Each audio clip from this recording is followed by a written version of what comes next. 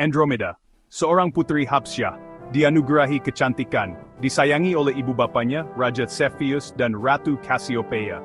Tawanya bergema di seluruh istana, semangatnya bersinar seperti matahari. Dia adalah kebanggaan negaranya. Andromeda sangat mencintai lautan. Dia akan menghabiskan berjam-jam memandang ombak. Keluasan laut mencerminkan semangatnya yang tidak terbatas. Namun, dia tidak menyadari nasib yang menantinya. Takdir yang terjalin dengan laut yang dicintainya. Ratu Cassiopeia terkenal dengan kecantikannya, tetapi kesombongannya tidak terbatas.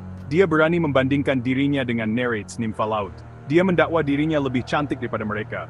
Ini membuatkan dewa laut Poseidon murka. Dia berjanji akan melepaskan kemarahannya ke atas Habsyah. Bayangan besar jatuh ke atas kerajaan. Laut bergelora dengan marah. Poseidon telah menghantar Cetus, raksasa ular laut, untuk menghukum rakyat Habsyah. Makhluk itu sangat besar, dengan gigi setajam besi, cukur dan sik sekeras besi. Kosuan Ton mencengkam sefaring ramai. Cetus memusnahkan pantai. Tubuhnya yang besar menghentam pantai, menghancurkan kapal menjadi serpihan. Udara dipenuhi dengan bau masin dan keganasan. Orang ramai menangis meminta pertolongan. Rintihan mereka sampai ke telinga seorang peramal. Peramal itu menyampaikan ramalan yang mengerikan. Untuk meredakan kemarahan Poseidon, pengorbanan diperlukan. Gadis tercantik di Habsyah mesti dipersembahkan kepada Cetus. Andromeda, putri kesayangan, adalah orang yang terpilih. Nasibnya ditentukan oleh kesombongan ibunya. Andromeda dirantai pada batu yang bergerigi. Ombak menghempas kakinya. Jantungnya berdegup kencang ketakutan. Air mata mengalir di wajahnya.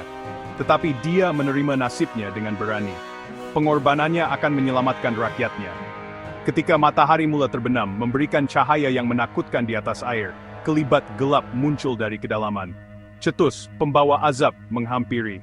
Andromeda memejamkan matanya, mempersiapkan dirinya untuk tidak dapat dielakkan. Tepat ketika semua harapan seakan-akan hilang, seorang tokoh muncul di langit.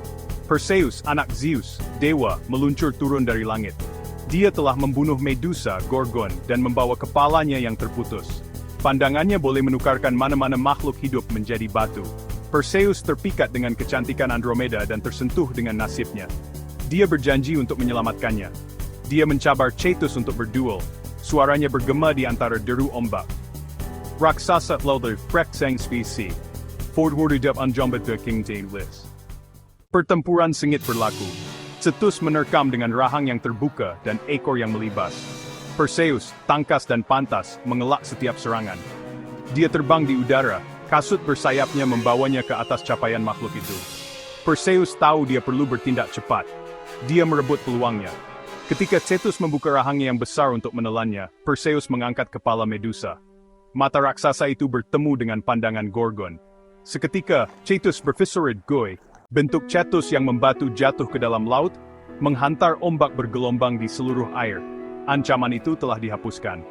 Perseus, yang menang, mendarat di sebelah Andromeda yang tercengang. Dia dengan hati-hati mematahkan rantai Andromeda, membebaskannya dari nasib buruknya. Andromeda memandang Perseus, penyelamatnya. Hatinya dipenuhi dengan rasa syukur dan sesuatu yang lebih. Perseus juga terpikat dengan puteri yang berani itu. Tinggal sesuatu cinta dan berita tentang kemenangan mereka tersebar seperti api. Seluruh kerajaan bersukacita. Andromeda bertemu semula dengan ibu bapanya. Untuk menghormati Perseus dan Andromeda, Athena, dewi kebijaksanaan, meletakkan image mereka di langit malam. Andromeda, putri yang menghadapi raksasa laut, menjadi sebuah buruj, simbol keberanian, pengorbanan dan daya tahan. Kisahnya terpahat selamanya di kosmos. Bahkan hari ini, beribu tahun kemudian, kita memandang Andromeda, galaksi yang dinamakan sempena namanya. Ia adalah pusaran bintang, bukti kekuatan abadi kisahnya. Kisah Andromeda mengingatkan kita bahwa walaupun menghadapi kesukaran yang besar, harapan tetap ada. Ia mengajar kita bahwa keberanian bukanlah ketiadaan ketakutan, tetapi keinginan untuk mengatasinya. Dia berdiri sebagai simbol kekuatan. Eksia tiding bila barbar zadilah walitzing paling gelap, bintiin pas in besi.